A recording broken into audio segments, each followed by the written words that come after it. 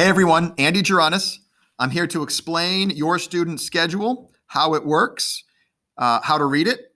And I am speaking on behalf of Mrs. Young, Mrs. Ridley, myself, Mrs. Mayo, Ms. Damaris, and Mrs. Cronin, the Cheetah and Bobcats teams. Okay, so I'm going to use my student example schedule here for Cheetahs, but you should see nearly the same thing, exactly the same thing for the Bobcats. Okay, so I want to make sure that confusion is alleviated before I begin. So let's do that. Let's begin. First thing I want to call your attention to is the title of the schedule. So when students get here, we've broken them into two instructional groups, okay, for in-class learning. So for the A students, we have an A1 and an A2. And for the B students, we have a B1 and a B2. And so for each of those four groups of students, we've created a separate schedule because they are just ever so slightly different. And we want it to be as clear as possible, okay? So for the purposes of this instructional video, I'm just going to focus on Cheetah Group A1 just as an example, okay? I will, from time to time, go back to a B group so you can see how things are a little different on the B schedule. But for the most part, I'm going to stick with just this group because it's first on my list of tabs here. And so I'm just going to use it for the example, all right? So that's the first thing I want to point your attention to. The next thing is the actual formatting. I think the first thing you'll notice is that this schedule is 3 columns, each their own color. That's because this isn't just one schedule. This is 3 different schedules for 1 week for your one student, okay? So every student, regardless of which version of the schedule they receive, are going to see 3 colors. This is an A group schedule, so their in-person days here are on Monday and Tuesday, and their distance learning days here are Wednesday, Thursday, and Friday. Now, if I quickly flip back over to the B group, you'll see that things are reversed, of course, in that in a B group schedule, the distance learning days are Monday, Tuesday, Wednesday, and the in-person days are Thursday, Friday. Okay, so that's the first thing I wanted to point out. The next thing I want to point out is that each schedule is sort of self-contained and independent. All right, they're on one dock and they're in one table, but they don't really connect to each other very much. So for example, in this example here, the in-person Monday and Tuesday schedule is just for Monday and Tuesday. Okay, that means there's no crossover. So if I go on, let's say I'm at the ELA block, all right, and I look across to the block on Wednesday, that's not the same block of time. If you look at the times, you'll see ELA in person happens at 8:10 and science during a Wednesday schedule starts at 8:50. Different class, different time. There's no connection to these schedules. And I tried to make that as plain as I could by changing the color, putting these bold, big dividing lines in between the 3 different schedules. Okay, so we're looking at 3 different schedules here.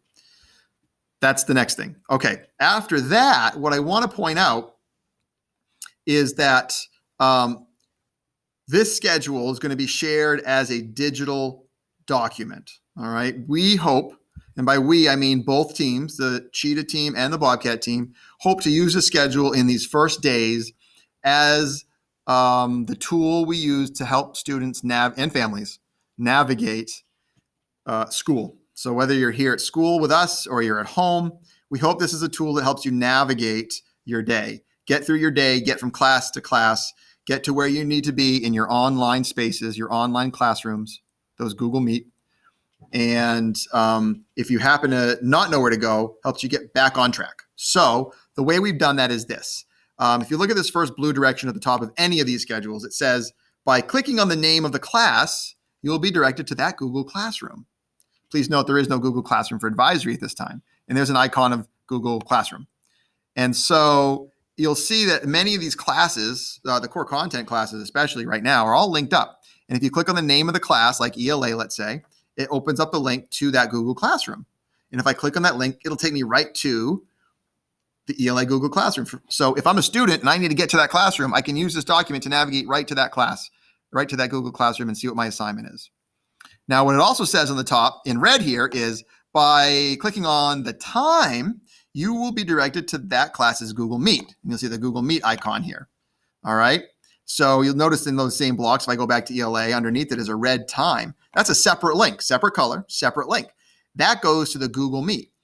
One of the things we're going to do this year that most 5th grade teachers didn't do last year is we're going to use Google Classroom's Meet link as our central meeting point for classes. Rather than invite students constantly to new meets using the calendar, we're just going to use the Google Classroom one single link meet. Like, so my math class has a single Google Meet link. It's at the top of the math class. And that's going to provide some consistency for students. They'll always know where to go to get to class meet. It's going to help with flexibility on teachers' part, so we can just quickly say to a bunch of students or group of students we need to work with, hey, join me in the meet. I won't have to send out an invitation. They won't have to open up calendar or email. We'll just all go to classroom. Boom, the same meet's right there, and we'll just keep using that same space. Kind of like we do in a real school, right? It's just one classroom. We don't go to a new classroom or build a new classroom every time we need to meet. We just come to the same room. Well, the same thing's going to happen in Google Meet this year as well. And that's why we can link those classrooms, those virtual classrooms, to this schedule. That's the next thing I want to point out. Now, the next thing, super important. You'll notice the asterisk here at the end of this direction about Google Classroom links. This is true for all the links on this schedule, okay? We read the asterisk line here and it says links will not work. Links will only work after student has enrolled in each Google Classroom, which was mission 3 in the scavenger hunt. Where'd I go? Mission 3 in the scavenger hunt. So if your students, if you haven't yet enrolled in your Google Classrooms for this year, and we think there's just a small handful of you out there right now for whom that's true, and probably true for the Bobcats as well, you're going to have to enroll in the Google Classroom first for any of these links to work. Okay, so the links do work, and if you're not enrolled and you click on it, you're going to get to a dead end. But don't panic. Enroll in the classes, and then these links will work automatically. Okay? And so there's 2 ways you can enroll in the classes. One, you can go back if you haven't yet completed or finished or done the scavenger hunt, you can do that. Or we've sent you invitation emails. So these are emails that students are in your Gmail account, students now, in your Gmail account. And it's an invitation email to join each class. And so you open up the email. It says, do you want to join this class? You say yes. You click on the button and boom, you're in. It's super simple, super quick. That's all it takes to enroll in your Google Classroom. It's pretty much the same process you might have used with your 4th grade teachers last year. Of course, we're here to help with that, all of us on both teams. But we do need you to enroll in order for these links to work, because these are links to Classroom. Okay? Now, worst case scenario, this doesn't happen. We will help you when you get to school. If you are in person, a B group, in person on Thursday or Friday this week. If you're not, if you're in the A group and you're distance learning this week on Thursday and Friday, we will find a way to help you. But we really, really, really would appreciate a lot of effort on your part to get enrolled ahead of time, because it's hard to get you where you need to be if you don't have, we can help you, but it's just going to be trickier. Okay. So do your best if you can to get enrolled in those Google Classrooms. Okay. All right. That's the basics of this schedule. I've talked long enough.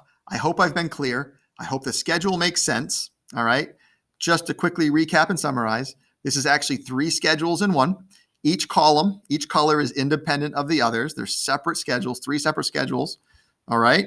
The red schedule, no matter what schedule you're looking at, whether it's on the left or right, whether you're in person on Monday, Tuesday, or Thursday, Friday, is the in-person schedule. Blue is the distance learning schedule, as well as green, which is always the Wednesday schedule, no matter what version of a schedule you're looking at. Okay? And they don't have any connection really to one another, except that they are all part of the same week. All right? So if you have any questions, it's probably on either team, it's probably best if you email Mrs. Pagano or myself. I've been sort of the one doing this, so it's kind of in my head and more clear. I can probably help you a little bit quicker. But of course, if I'm not getting back to you fast enough, and I will try, certainly email, if you're on the Bobcats, any members of your own team, particularly Mrs. Mayo. She's also been helping out on this, so she'll probably have answers for you as well. Okay. We are going to use this in school. Hopefully it'll help you navigate your day from a distance learning perspective as well. And let us know if you have any questions. So thanks for watching. And we're excited for school to start in just about 15 or 16 hours now. Very excited. All right. Bye.